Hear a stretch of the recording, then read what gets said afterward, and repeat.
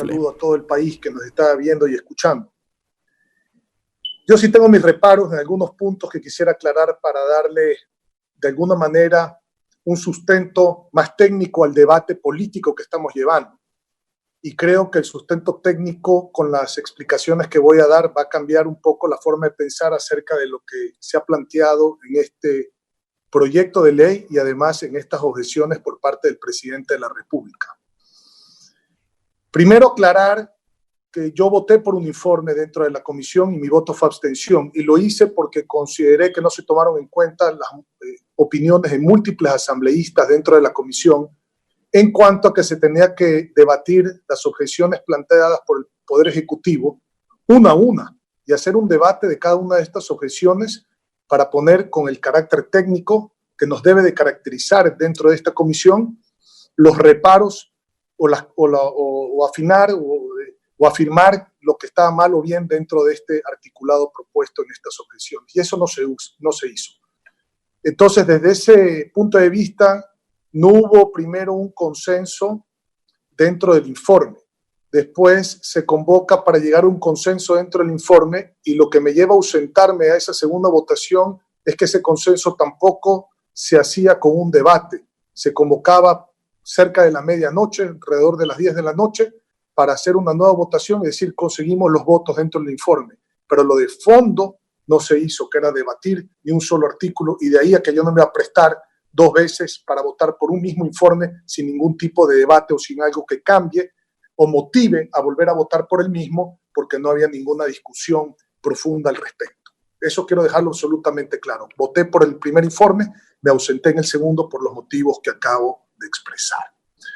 Más allá de eso, señor presidente y señores legisladores, yo tengo graves reparos dentro de estas objeciones y dentro de la ley que voté en contra por múltiples cosas que pensé que se podían arreglar dentro del veto y veo que no es así. Y vamos a tomar algunos ejemplos. Las autonomías de las empresas públicas. Por un lado, lo que está plasmado en la Constitución no se puede cambiar en una ley, por lo tanto, tratar de cambiar esto en la ley, sobre pretexto de que las empresas públicas son un despilfarro, etcétera. Bueno, cambie la Constitución y entonces arreglemos las cosas, pero romper la Constitución para tratar de arreglar un problema, cuando el problema se puede arreglar de otra manera, es algo en que tampoco estoy de acuerdo. ¿Qué es lo que pasa? ¿Cómo se arregla el problema de las empresas públicas? De acuerdo que no hay balance en las empresas públicas, pero si hubiera balance, si no hay una buena administración, los balances reflejarían la mala administración que hay actualmente. Entonces, realmente se arreglan las empresas públicas cuando el Estado ecuatoriano proponga en una licitación nacional e internacional a que venga alguien a administrar esa especialidad que maneja esa empresa pública bajo las reglas y la fiscalización del Estado en un contrato, llamémoslo así, de adhesión. Estas son las reglas del Estado.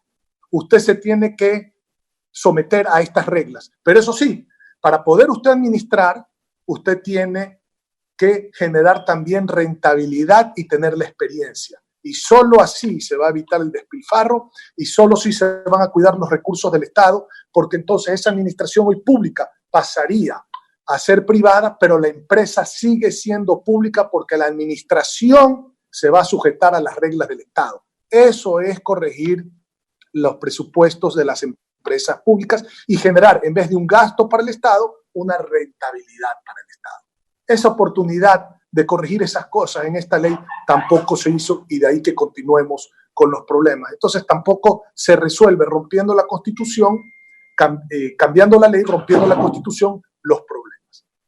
Otra objeción que tengo es sobre las autonomías y los techos institucionales que regresamos, discúlpenme en el lenguaje de abogado, a foja cero. Lo que se trató de corregir a último minuto en un procedimiento bastante cuestionado dentro de la Asamblea Nacional para que la ley no vaya a meterle la mano a la seguridad social y rompa las autonomías de los gobiernos autónomos centralizados, los presupuestos de las escuelas y universidades politécnicas públicas, etcétera, se vuelve a foja cero. Es decir, volvemos nuevamente a los techos institucionales que son inconstitucionales porque estos organismos no dependen del presupuesto general del Estado en el estricto uso de que ellos en su manejo tienen que tendrá que responder el gobierno central sobre el manejo de los gobiernos autónomos descentralizados. Ahí está el grave error.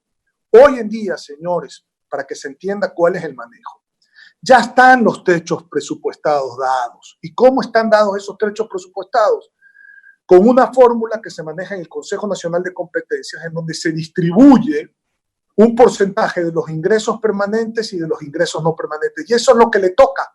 Pero de ahí a permitir mañana que si un gobierno autónomo descentralizado quiera adquirir, por ejemplo, un préstamo inclusive no reembolsable, tenga que pedirle permiso al gobierno central, es coartar su autonomía. Y en eso yo estoy completamente en desacuerdo. Entonces, el pretexto de decir que se van a controlar a los gobiernos autónomos descentralizados para que no haya despilfarro, los gobiernos autónomos descentralizados solo pueden gastar, señores, lo que pueden recibir, que ya está fijado por el Consejo de Competencia y por las asignaciones de los ingresos permanentes y no permanentes por parte del gobierno central.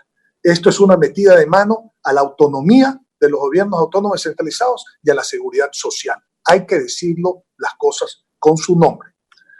Otra objeción que tengo sobre lo que se ha aprobado son justamente las modificaciones en cuanto al 5% del presupuesto general del Estado, porque esas modificaciones tienen que ser únicas y exclusivamente respecto a las cifras aprobadas por la Asamblea Nacional de ese presupuesto general del Estado.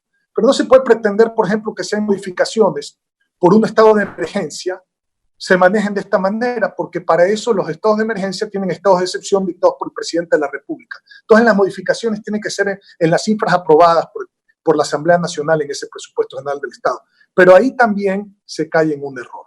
Y se cae en un error porque en la práctica, en la política suena muy bonito que el presupuesto general del Estado no se pueda modificar más de un 5% cuando antes era 15%, pero en la práctica, cuando hay una cuenta dentro del presupuesto general del Estado, que es una cuenta de importación de derivados, esa importación de derivados fluctúa muchas veces, y ustedes lo pueden revisar históricamente, en más del 5% del valor del presupuesto general del Estado. Hagamos un ejemplo. Si el presupuesto general del Estado es 30.000 millones de dólares, esa cuenta puede fluctuar en más de 1.500 millones de dólares. Y esa cuenta de importación de derivados sí fluctúa porque no depende del Ecuador, son los precios internacionales. Y entonces, cuidado, por tratar de ser más papistas del Papa, entramos en una situación en donde se hace inviable la importación de los derivados porque ya romperían la barrera del 5%.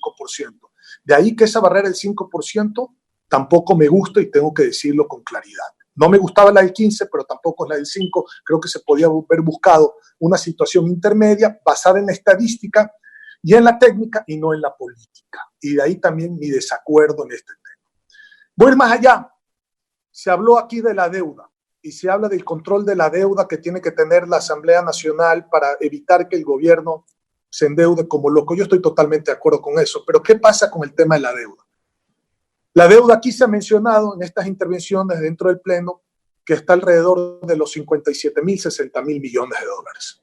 En 12 años, 60.000 millones de dólares para reducir esa deuda a cero serían alrededor de 5.000 millones de dólares que habría que pagar de deuda. Prácticamente 5% del Producto Interno Bruto solamente la paga de capital, sin la paga de intereses, lo cual es sumamente alto. Y por otro lado, si solo se pensaría en 5.000 millones de dólares más los intereses, ¿cómo se va capturando nueva deuda que requiere el país en este momento para salir de una crisis? Porque lo primero que requiere el país es también reestructurar su deuda y adquirir deuda para tener los recursos para empujarlos con una buena finanza y un orden público real y no con un orden político público de asiento contable o de figura política, poder manejar el país hacia adelante. El país no puede dejar de tener recursos frescos, pero al mismo tiempo tiene que pagar la deuda que tiene.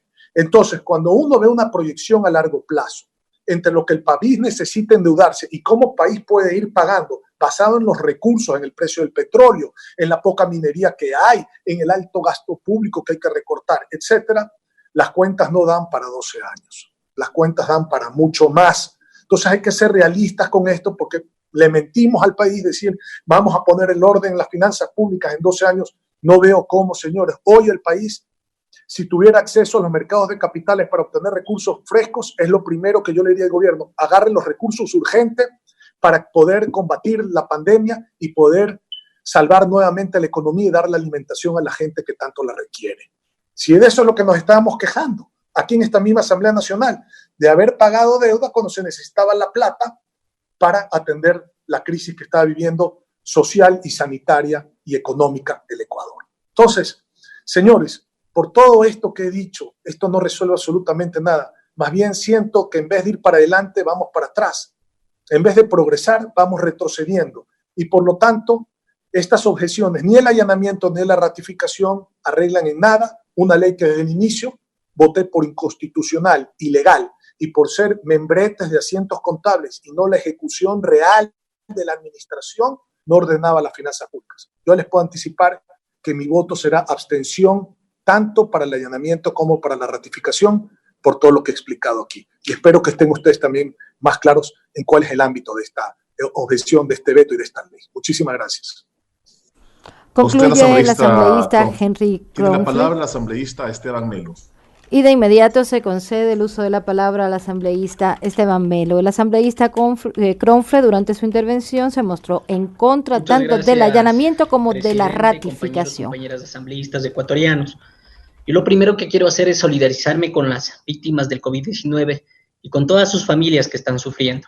En ese sentido, presidente, le pido que se guarde un minuto de silencio debido al fallecimiento de la señora Paula Pilco Hualpi, madre del compañero asambleísta Rodrigo Collaguazo, así como